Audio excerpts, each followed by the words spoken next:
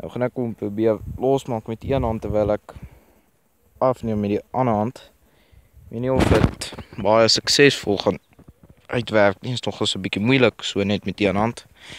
Maar kom nogals weg. Ek gaan hom maar net huis toe vat en daar by die huis gaan ek 'n tang vat en hom stukkend knip.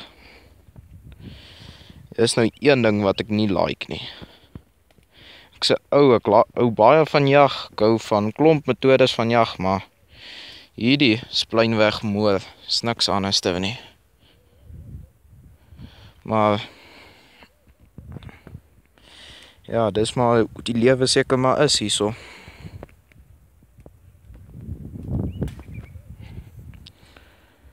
So.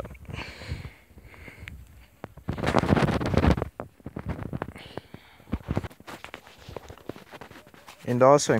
Soos julle kan sien, ek is daar nou klaar.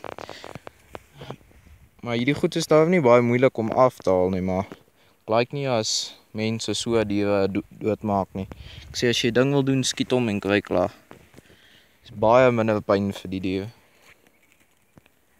En as julle my goed interessant vind of so, of my dalk nuwe idees het, los maar net 'n comment op die video asseblief.